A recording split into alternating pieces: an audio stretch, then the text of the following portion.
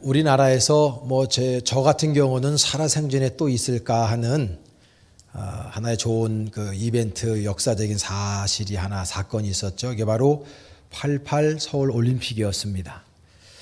근데 그때에 온 세상의 사람들이 우리나라에 다 집중하고 있었을 때 올림픽 경기는 참 많은 종목들이 있습니다만은 그 중에서도 제일 모든 전 세계인들의 초미의 관심사가 어떤 경기였는지 혹시 아십니까? 마일리가 좀 되신 분들. 뭐냐면 100m 남자 결승전이었습니다. 그때 저는 지금도 선명히 기억하는 게 칼 루이스라고 하는 흑인과 벤 존슨이라고 하는 흑인이 누가 1등을 할 것인가. 그때만 하더라도 칼 루이스가 1등할 것으로 예상을 했습니다. 그런데 결과론적으로 보면 벤 존슨이라고 하는 사람이 1등을 했어요. 그 나중에 알고 보니까 이 친구가 약물 중독, 그것 때문에 박탈당하고 칼 루이스에게 금메달이 돌아갔습니다. 그래서 세인들의 관심을 끌었는데 이 벤 존슨은 그거 이외에도 그때쯤 돼서 또 다른 전 세계인들의 관심을 끈 사건이 있었습니다. 이 사람이 이탈리아의 로마로 여행을 갑니다. 가서 이제 여행을 하는 중에 집시 모녀를 만납니다. 그래서 이제 쉽게 해서 국어를 하는 거예요. 근데 그 집시 모녀에 있는 그 딸 아이가 한 10살쯤 된 딸 아이인데 이 아이가 너무 이쁜 거예요. 그러니까 이제 벤 존슨이 하나의 경계심이 좀 무너져 있는 거고 엄마는 계속 좀 적선을 하고 있는데 그 딸 10살짜리 딸 아이가 그 사이에 벤 존슨의 지갑을 다 털어간 겁니다. 그래서 그 모녀하고 헤어지고 난 다음에 보니까 자신이 다 털린 거를 알고 열심을 해서 쫓아가죠. 지금 전 세계에서 1등 하는 남자예요. 단거리로. 근데 그 모녀를 못 쫓아간 거 아닙니까? 그래서 전 세계 대서특필이 됐어요. 어떻게 지금 현존하는 최고의 단거리 선수가 집시 모녀를 못 잡았냐 이거예요. 그 모녀에게는 벤 존슨에게 없었던 간절함이 있었던 거예요. 내가 저 사람한테 우리 잡히면 오늘 우리 먹거리 먹을 수도 없고 감옥에 간다. 이 절박함이 그 모녀로 하여금 전 세계에서 제일 가장 빠른 사나이, 총알 탄 사나이를 이기게 한 거예요. 여러분, 사람들은요, 성공하지 못하면 능력이 없어, 저 사람은. 저 사람은 별로 잘하는 게 없어. 스펙이 좀 별로 좋지 않아. 이렇게 이야기할 수 있습니다. 그래요. 그건 어느 정도 일리가 있어요. 그런데 그게 성공의 가장 중요한 포인트는 아니라고 생각합니다. 여러분, 우리 주변에 있는 또 여러분 가운데도 있지만 성공한 사람들 보세요. 그 사람의 성공했을 때 여러 가지 요인이 있지만은요, 절박함이 그 사람들에게 있었다는 걸 잊지 말아야 됩니다. 간절함이 있었어요. 그래서 그들이 성공하게 된 겁니다. 이만큼 살다 보니까 기어가는 놈 위에 걸어가는 놈 있고, 걸어가는 놈 위에 뛰어가는 놈이 있고, 뛰어가는 놈 위에 자동차 타고 가는 놈이 있고, 자동차 타고 가는 놈 위에 KTX 타고 가는 놈이 있고, 그 위에 비행기 타고 가는 놈이 있어요. 근데 그 비행기 타고 가는 놈보다 더한 놈이 하나 있는데 그게 바로 절박한 놈이라는 거죠. 근데 그 절박한 놈보다 우리 신앙적으로 볼 때 더한 놈이 있어요. 최고. 예수님에게 딱 붙어 있는 놈입니다. 저의 신앙의 고백이에요, 이거는요. 그래서 절박한 사람들이 인생에서도 성공하고 절박한 사람들이 신앙생활도요, 더 생산적이고 열정적으로 하게 되어져 있습니다. 역사학자인 아놀드 토인비는 이런 말을 했습니다. 역사 속에 승리는 죽을지도 모른다라고 하는 절박함에서 비롯이 되고 패배는 과거의 찬란함에 대한 향수에 젖어서 일어난다. 여러분, 우리나라에 적용시켜보면 우리나라는요, 6.25 사변 끝나고 난 다음에 진짜 너무 못 살았어요. 그래서 대한민국 사람들이 한번 잘 살아보고 싶은 거예요. 새마을운동, 지금 베트남 같은 데가 우리나라 새마을 운동 받아들여서 지금 막 적용하면서 베트남이 동남아 가운데서 제일 지금 부흥하는 그런 나라가 되어져 있습니다. 잘 살아보세요 운동을 한 겁니다. 그래서 우리나라 사람들은요 닥치는 대로 일을 했어요. 남녀노소 할 것 없이. 여러분 알다시피 중동에 오일머니 벌려고 저 삼춘벌 되는 사람들이 그 갔습니다. 그리고 독일에 광부를 갔고 여성들은 간호원으로 갔고 그 다음에 베트남 참전 용사로 가요. 우리 교회에도 우리 장차성 장로님 이런 분들 다 베트남 갔다 오셨어요. 생명 걸고 그때 월급 만약에 얼마를 받으면요 거의 10의 9조 정도는 뛰었어요. 나라가 가져갔어요.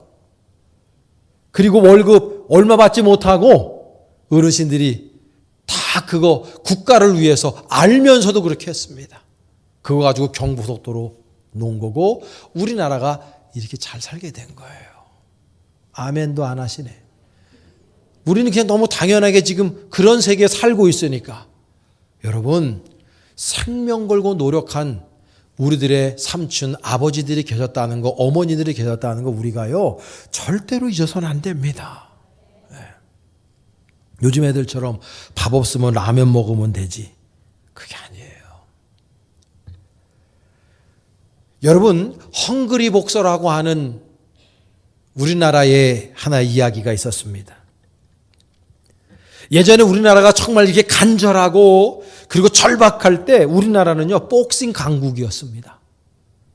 제가 아는 기억으로도 86년도 아시안게임 했을 때 권투 체급이 12체급으로 나눠져 있었거든요. 12체급 금메달 다 우리나라가 땄어요.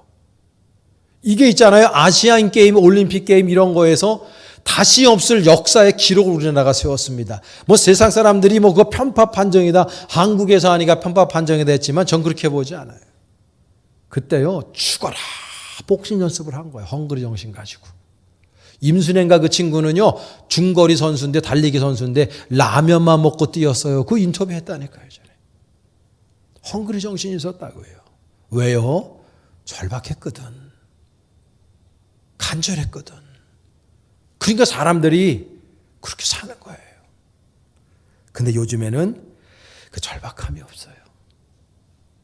하나님이 우리 절박하게 대한민국의 한국 기독교인들이 간절하게 기도하면서 열정적으로 성실하게 살아서 이만큼 잘 살게 하는 축복해 주셨는데 이제는 절박함이 옛날만큼 없어요.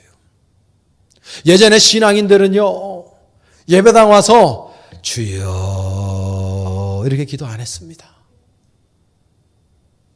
찬송가도 푸른 바다 나서니 뭐 개념 없이 안 했어요. 영혼 없이 안 했어요. 절박해가지고요 깍지를 다 끼고요 주여 너무나 살기 힘들었고 너무나 간절한 게 많았어요. 내 사랑하는 남편을 위해서도 그랬고 아내를 위해서도 그렇고 우리 부모 형제를 위해서도 그렇고 우리 자식 새끼들을 위해서도요. 너무 못 살았고 너무 힘든 게 많아갖고 진짜 간절하게 기도했다고. 마룻바닥에서 무릎 꿇고 기도했다고. 찬송 부를 때요 생명 걸고 찬송했고요. 예배를 그냥저냥 드리지 않았어요. 생명 걸고 드렸다고 예배를. 근데 지금은 그런 간절함이 없어요. 별로. 여러분 오늘 예배당 오실 때 간절함으로 오셨습니까? 할렐루야. 그런 분들에게 더 큰 은혜가 있어 주시기를 축복합니다. 이 간절할 때 세 가지의 행동 양식으로 나타나요. 첫째는 사람이 간절하면 겸손해집니다. 간절하면 겸손해요. 여러분 우리나라 사람들은요 특별히 남자들이 만나면요 반드시 인사하면서 명함을 주고받아요. 한국에만 있는 문화인데 명함 주고받고 한 3초 정도 지납니다. 그러면 반드시 나타나는 행동 강령이 뭐냐면 내가 생각할 때 저 사람보다 불리하다 생각하는 사람이 환하게 웃어요. 그리고 먼저 다가가서 아이고 사장님 이러면서 고개를 확 숙입니다. 왜 그래요? 낮은 사람은 그 사람이 나보다 나이가 적고 많고 아무 상관이 없어요. 내가 낫다고 생각하고 저 사람한테 뭔가 부탁할 것이 있잖아요. 절박하니까 고개 숙이는 거예요. 간절하니까. 겸손한 거예요. 그 사람 앞에 내가 나이가 더 많고 내가 좀 잘생기고 했다 손 치더라도 아무 상관이 없어요. 절박하면 사람이 낮아지게 되어져 있어요. 자존심이고 뭐고 내려놓게 되어 있습니다. 절박한데 지금. 여러분 성경 마가복음 7장에 보면 스로보니게 여인과 예수님의 대화 장면이 나와요.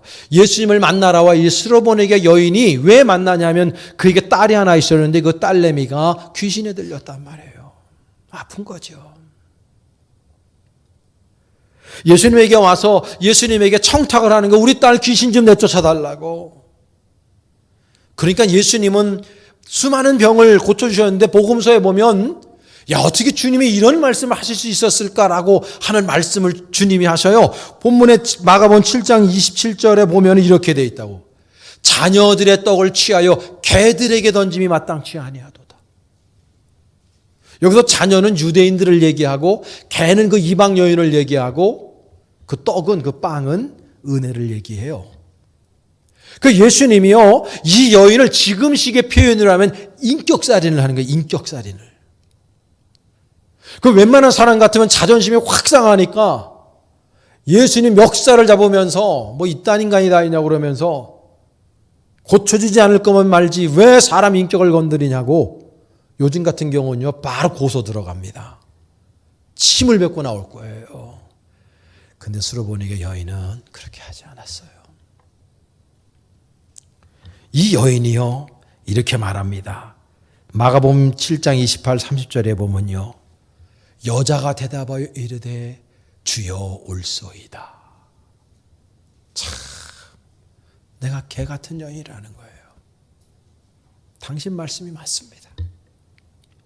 그래서 하는 말이 그러나 상아래 개들도 아이들이 먹던 부스러기를 먹나이다. 예수께서 이르시되 이 말을 하였으니 돌아가라. 귀신이 내 딸에게서 나갔느니라 하시매 여자가 집에 돌아가 본즉 아이가 침상에 누웠고 귀신이 나갔더라. 할렐루야.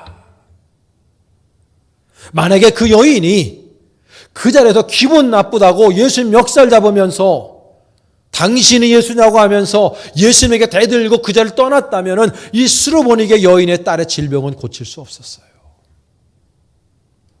이 여인이 간절하니까 딸의 병 고치고 그 간절함이 있으니까 그 갈급함이 있으니까 예수 그리스도를 붙잡았어요. 여러분 우리나라 프로그램 중에 골목식당이라는 프로그램 여러분 가끔 보십니까? 저는 가끔 보는데요. 거기 보면은 이 출연진들하고 백종원 선생하고 텐션이 막 흐를 때가 많아요. 왜냐하면 백종원 선생이 와서 레시피를 바꿔버리거든. 이거 빼고 이거 넣고 막 이런다고요. 그러면 거기에 있는 식당에 있는 사람들이요. 적어도 5년, 10년, 15년 어떤 사람은 30년, 40년 하는 사람도 있어요. 나름대로 레시피가 있고 나름대로 외길 인생을 살아왔거든. 내 방법이 있단 말이에요. 근데 느닷없이 와가지고 이거 바꿔라 저거 바꿔라 당신 이것 때문에 안 된다 지적질을 하니까 많은 사람들이 처음에 텐션이 흐른다고요. 고민도 하고. 그러다 결국은 백 선생의 얘기를 들어요. 왜 그렇습니까 여러분? 그 식당 주인들한테는 절박함이 있거든요. 우리 식당도 잘 되는 식당처럼 손님이 좀 많이 왔으면 좋겠고 돈도 많이 벌었으면 좋겠거든요. 그 절박함이 겸손하게 고개를 숙이게 만들어버려요. 저는 그 프로그램을 보면 늘 생각해요.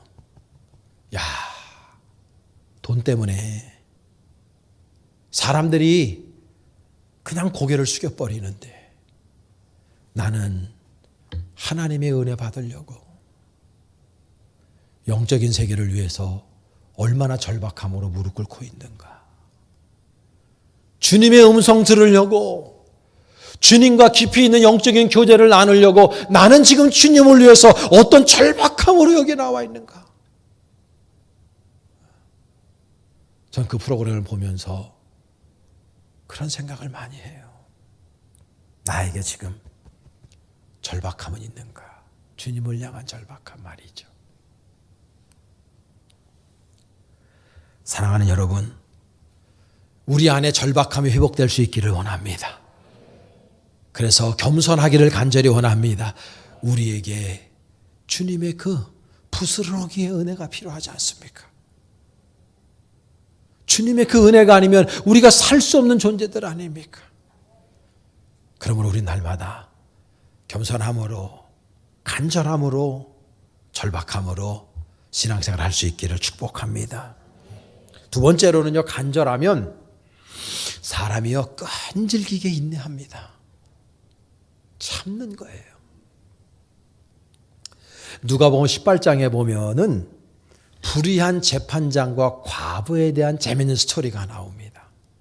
그 성경에 보면은 이 불의한 재판장에 대해서 이야기하기를 뭐라고 설명해 놓냐면, 이 사람은 하나님을 두려워하지도 않고 사람을 무시한다 그랬어요. 그게 이 사람은 지금식으로 하면 완전히 그 나쁜 사람의 전형인 사람이에요. 근데 이 과부 하나가 있는데, 이 과부라고 하는 말 자체는 그때 당시에 저 밑바닥의 소외계층이라는 뜻입니다.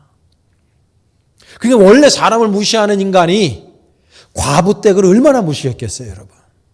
상종도 안 했을 거예요. 그런데 성경에 보면은요, 그 재판장이 과부의 신원하는 것을 들어줬다는 거예요.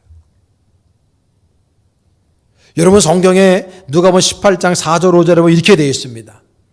그가 얼마 동안 듣지 아니하다가 후에 속으로 생각하다 내가 하나님을 두려워하지 않고 사람을 무시하나 이 과부가 나를 번거롭게 하니 내가 그 원한을 풀어주리라. 그렇지 않으면 늘 와서 나를 괴롭게 하리라. 그 여자가 나를 계속 번거롭게 하고 귀찮게 할 거기 때문에 내가 저 여자의 과부 댁에 저 이야기를 들어줬다는 얘기예요. 하물며 하나님 아버지께서 너희들의 그 바라고 소원하는 것을 들어주시지 않겠느냐. 여러분, 간절함으로 주님께 끈질기게 매달리시기를 축원합니다. 끈질기게 매달려. 내 마음 안에 간절함이 있으면요 끈질기게 매달릴 수밖에 없어요. 절박하면요 바지끄댕이 부여잡을 수밖에 없는 거예요. 주여 들어주세요. 주여 내 기도 들어주세요. 나는 주님 아니면 어디에 피볼 데가 없습니다. 그런 간절함이 우리에게 있어야 되는 거예요. 마태복음 20장에 보면 두 소경이 예수 만나는 장면이 나옵니다.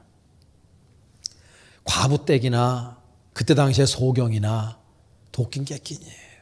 다 죄인으로 취급받는 사람들이고 그 시대의 가장 하층에 있는 사람들입니다. 예수님이 자신들의 앞을 지나간다는 소식을 듣고 이 두 명의 거지 맹인이 주여 주여 다윗의 자손이여 불러가면서 우리를 불쌍히 여겨달라고, Have mercy on us. Have mercy on us. 다른 사람들이요 병신이 어디서 이거 그냥 사람을 찍어 누르고 조용히 하라고 그러고 꼼짝 못하게 만듭니다. 그러나 이 사람들에게는요 절박함이 있었어요. 지금 그런 소리, 남의 소리 들을 때가 아니에요. 그리고는 더 부르짖는 거예요. 주여 우리를 불쌍히 여겨 주옵소서. 당신의 자비가 필요합니다. 당신의 사랑이 필요합니다. 당신의 그 기적이 필요합니다. 이 두 소경이요 끝까지 주님을 부르는 거예요. 성경에 보면 예수님이 가시던 길을 멈췄다 그랬어요. 성경에 수많은 기적을 행하실 때 주님이 가시던 길을 멈췄을 때 있잖아요. 반드시 거기에는 기적의 역사가 일어났다는 걸 기억하셔야 됩니다. 여러분, 우리 갈급함, 절박함으로 예수님의 가시던 길을 멈추게 만들 수 있기를 원합니다. 2000년대 초반에 2000년 초반인가? 하여튼 제가 목회 얼마 되지 않아서 여름 성경학교를 하는데 제가 집에 있었고 그때 이제 여름 성경학교 아동부 유치부 데리고 바깥으로 나갔어요. 어디 견학 간다고 갔어요. 제가 지금 기억은 용인 어디쯤인 것 같아. 근데 그때 하여튼 정혜영 권사가 누가 나한테 선생님이 전화를 했어. 목사님, 제 딸아이가 민지가 엄지손가락이 너덜너덜해졌다는 거예요. 문을 이렇게 열고 닫을 때 거기 껴가지고 엄지손가락이 너덜너덜해대. 그래서 제가 그 전화를 받고요. 완전히 정신이 혼미해지는 거야. 그때 1층이 성전이고 2층, 3층이 사택이었는데요. 제가 3층에 살았거든요. 거기에서 그 교회 주차장까지 어떻게 뛰어내려왔는지 기억도 없어요. 아마 막 3계단, 4계단이 뛰어내려왔을 거예요. 그리고 봉고차 끌고 평촌에 있는 한림대학교 병원 거기 응급실에 들어갔다는 거예요, 얘가. 그래서 여기서부터 막 쌍라이트 켜고 막 그 비상등 켜고 여기서 막 몰고 가는데 막 신호고 뭐고 아무것도 보이질 않아요. 그냥 막 레이서가 되는 거예요. 레이서가 돼갖고 딸내미가 여기가 지금 너덜너 하다니까 말이죠. 이거 막 가면서 간절하게 기도하는 게 있어. 하나님 이거 손가락 자르지 않도록 해달라고. 그래서 이제 응급실 딱 가니까 지 엄마 품에 앉아 있더라고. 막 울어요. 막. 가서 보니까 그 6살, 7살 될 때 지금도 애가 좀 작은데 이 엄지손가락이 얼마나 작겠어요. 근데 이 엄지손가락이 왼손 엄지손가락이 이만큼 부어있더라고 진짜. 그러더니 의사가 와가지고 엑스레이 찍어봐야 된다는 거예요. 근데 얘가 옛날부터 그 사진 찍는 걸 좋아해요. 그러니까 엑스레이 찍는다고 하니까 이 새끼가 이게 사진 찍는 줄 알고 울음을 딱 그치더니 사진 찍는 거야? 또 이러고 있더라고. 그런데 선생님이 와가지고 사진 찍고 가위로 도려내야 된다는 거예요. 그리고 저는 그때 못 봤어요. 그래서 그 응급실 바깥에 나와가지고 얼마나 간절하게 기도했는지 몰라요. 하나님 제발 지문 남겨주시고 손가락 자르지 않도록 해달라고. 그때 그 간절한 거 기도한 거 생각하면 지금도 아이고 끔찍해. 여러분들 다 자녀들 키워봐서 아시지만 애들 키우다 보면 여러 가지 응급 상황이 생기는데 그때 저는요 정신이 혼미했어요. 근데 그때 당시에 기도가 있잖아요. 그냥 나오는데 하나님 살려달라고. 우리의 이거 손가락 딸내미인데 더군다나 이거 자르지 않도록 해달라고. 엄지손가락 좀 남겨달라고. 지금도 보면 여기 크게 스크래치가 나가지고 지문 찍으면 스크래치하고 같이 나와요. 근데도 저는요 항상 제가 가끔 요즘도 20살 넘은 딸내미 엄지손가락 내가 만져요. 그리고 내가 입에다 넣습니다. 지금도. 너무 감사해가지고 붙어 있는 게. 사람이 간절하게 기도하면 하나님께서 응답하실 줄로 믿습니다. 여러분 우리 간절함으로 예배할 수 있기를 바랍니다. 또 하나는요 간절하면 사람이 열정적으로 모험하면서 도전하게 됩니다. 사람이 간절하지를 않으니까 뭘 도전을 안 해요.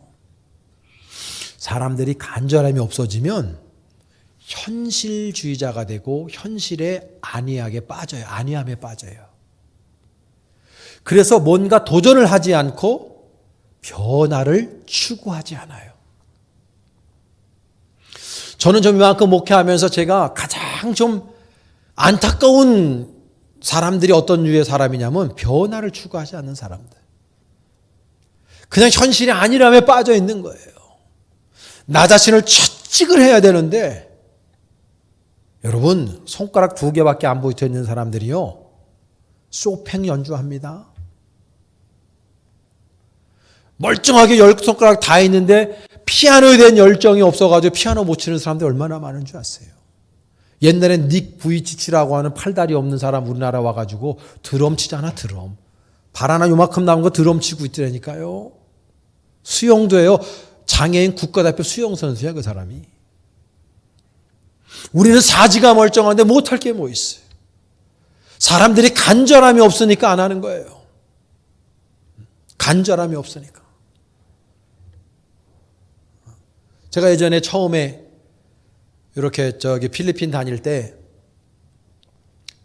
동네 아줌마들이 다 영어를 하는 거예요. 와서 뭔 얘기를 하는데 더군다나 필리핀식 영어를 하니까 이놈은 더 못 알아듣겠는 거고, 아니 우리나라 한국에서 12년 이상을 영어 공부를 했는데 아무리 필리핀식 영어를 해도 그걸 못 알아듣고 앉아 있는 거야. 내가 얘네 뭐라는 거야 도대체. 그 사람들 초등학교도 안 나온 사람들이 너무 많아요. 제가 도전을 받는 거죠. 야, 이래서는 안 되겠다. 그래서 제가 새벽 기도를 30분 일찍 일어나가지고 그때부터 계속해서 영어 공부를 하는 거예요. 그렇게 한 2, 3년 하니까 그때 들리더라고. 뭐 별거 아니에요. 오늘 컨디션이 어떠냐? 오늘 당신 기분이 어떠냐? 아까 식사한 것 중에서 치킨이 어떠냐, 맛이? 가지 맛이 어떠냐? 이런 거 물어보는 거야. 근데 처음에 그놈은 그걸 못 알아들어가지고 쪽팔려갖고 혼났어요. 근데 제 마음 안에 선교에 대한 열정이 있잖아. 그 간절함이 있으니까 걔네들식 영어를 내가 들어야 되겠구나 라는 생각, 그 간절함 때문에 공부하기 시작하는 거예요. 여러분 안에 간절함 있으십니까? 오늘 본문에 보면은 12해를 혈류병을 앓는 여인에 관한 이야기가 나옵니다. 이 혈류병 다 아시죠? 어디 가서 말도 못하는 병이에요, 이게. 성경에 보면 의원들 다 찾아갔고 아마 재산 탕진도 다 했을 거예요, 이는요. 인도에는 그 카스트 제도가 있어가지고 그 등급이 있잖아요, 계급이. 거기 가면 최하층민의 계급을 불가촉 천민이라 그러거든요. 그 사람들을 달리트라 그래요. 이 시대에 달리트 같은 여자예요, 여자가. 왜냐면 피를 흘리면 다른 사람하고 유대인의 정결법에 의하면 접촉하면 안 돼요. 근데 예수님은 수많은 군중들에 쌓여서 다니시거든요. 근데 이 사람은 유대인의 정결법을 아는 유대인이었기 때문에 예수님에게 다가설 수가 없어요, 원래는. 그리고 그런 두려움이 있어요. 걸렸다가는 큰일 나거든요. 돌멩이 맞아 죽어도 할 말이 없어요. 근데 이 여인 안에 간절함이 있어요. 그 질병으로부터 자유함을 얻고자 하는 간절함이 있어요. 다 해봤어요. 안 돼요. 근데 예수 그리스도가 지나간다는 그 소식을 듣고 예수님이 저 먼 발치에 계신 모습을 보고 혈루증 안의 여인이요, 마음에 이런 생각이 드는 거예요. 내가 저 양반 옷자락을 만지더라도 병이 나을 것 같은 생각이 드는 거예요. 그래서 두려움이 있지만 사람들을 뚫고 예수님에게 다가가서 예수님의 옷자락을 만져요. 주님이 자신의 몸에서 능력이 빠져나간 걸 경험해요. 그리고 두리번 되니까 이 여인이 더 이상 속일 수 없어서 주님 앞에 나와서 자신이 한 행위를 아뢰는 말씀이 오늘의 본문의 말씀입니다. 33절 보면 여자가 자기에게 이루어진 일을 알고 두려워하여 떨며 와서 그 앞에 엎드려 모든 사실을 여쭈니 예수께서 이르시되 딸아, 내 믿음이 너를 구원하였으니 평안히 가라. 네 병에서 놓여 건강할지어다. 이 여인은 두려웠어요. 두려움이 없었겠습니까? 그런데 그 두려움을 절박함이 이기고 있는 거예요. 여러분들 안에는 어떤 절박함이 있으신가요? 얼마나 간절함이 있으신가요? 그 간절함과 절박함으로 주님께 나오시기를 축복합니다. 2000년도 초반에 제가 이제 공학직을 알았는데 그때 이제 안성으로 다른 교회의 선배 목사님이 자신의 교회의 교인이 안성에 수만 평의 땅을 가지고 농장을 가지고 있는데 거기에서 이제 개를 키운다는 거예요. 그래서 오늘 개 잡는 날이라고 멍멍탕 먹으러 가자고 그러더라고요.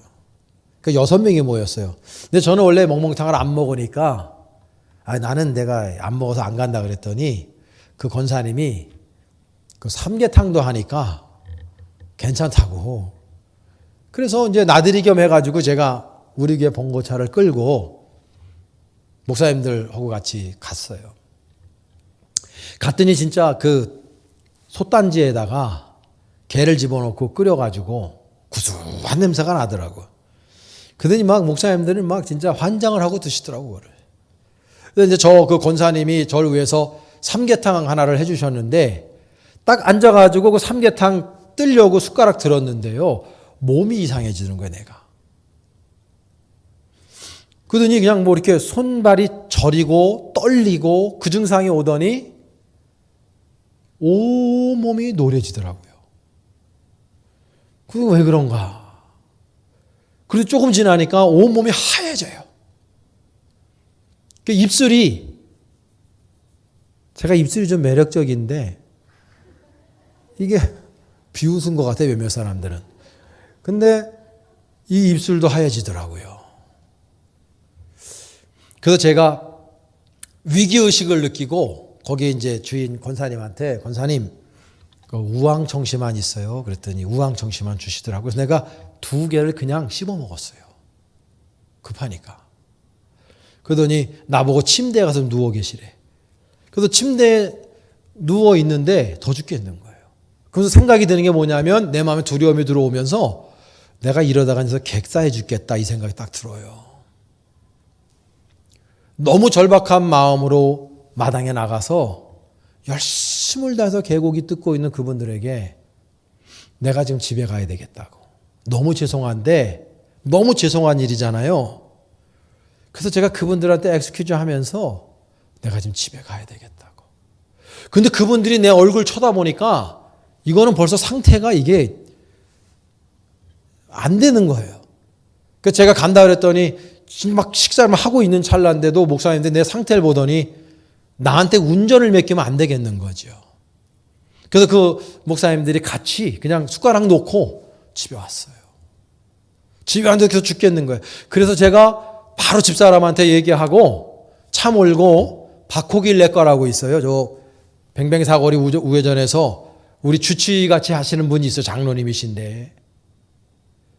거기 이제 가려고 뱅뱅 사거리에서 우회전 받아야 되는데 거기 택시 하나가 딱 손님 내리느라고 거기 서 있더라고. 근데 그거를 받고 싶은 거야. 숨 못 쉬겠고 사람 죽겠더라고요. 이 아내가 없었으면 받았을 거예요. 아마 아내가. 간데도 뭐 다 찍어봤는데 병명이 안 나오고. 근데 그때 당시에 내 상태를 보더니 우리 교회 김광덕 권사님이 제 공황증 선배님 되시거든요. 딱 보더니 공황증세라는 걸 직감을 하고 나를 손잡고 의왕에 있는 개요병원에 날 데려가요. 의사하고 1시간 상담하니까 나보고 마지막에 의사가 전형적인 공황증세라고. 그때 당시에 자낙스라고 하는 약을 받아 먹는데 그게 세요. 그래서 저는 그 증상이 뭐 약을 먹으면 여러 가지로 나타납니다만 저는 잠을 잤습니다. 잠을 자는데 보름 동안 잠만 잤어요. 집사람이 깨우면 일어나서 밥 먹고 자고 밥 먹고 자고. 그때 15일 동안에 제가 15kg가 빠졌어요. 그때 설교 단상에 제대로 쓰지도 못했고, 왜냐하면 숨을 못 쉬겠으니까 설교가 안 되죠. 설교 준비는 했는데 설교가 안 돼요. 그때 제가 한 게 뭐냐면 우리 교회에 새신자가 오시면 드리는 상이 있어요. 그 상을 펼쳐놓고 그 위에다가 성경책을 다 펼칩니다. 주로 이제 시편하고 잠언. 그거 펼쳐놓고 읽는데 양반다리하고 읽을 수가 없어요. 아침에 눈을 뜨면 숨이 막히니까 죽겠으니까 자살 충동을 계속 일으킵니다. 최순실 씨 이런 사람들 다 그래서 죽은 거예요. 자살해 죽었는데 그거 자살했다고 천국 못 간다고 그 비난하면 안 돼. 그거 질병이에요, 질병. 그냥 떨어져 죽어요. 내가 떨어지면 아프겠지? 목매다르면 좀 고통스럽겠지? 이런 생각 안 듭니다. 왜냐하면 지금 죽겠으니까. 그래서 자살 충동을 하루에도 몇백 번씩 들어요. 이게 지나가는 차 앞에 쓸까, 목을 매달을까, 우면산 올라가서 별 생각을 다 합니다. 그때 무릎을 딱 꿇는데 이 밑에 방석 갈 생각도 안 하고 무릎 딱 꿇어요. 누가 뭐 무릎 꿇라 그랬습니까? 절박하니까 무릎 꿇고요. 간절함으로 성경을 읽어 내려가는 거예요. 그러면서 하나님 앞에 주여 살려달라고. 하나님 아버지 메시지 증거한 거대로 원고 쓴 거대로 읽고만이라도 내려올 수 해달라고.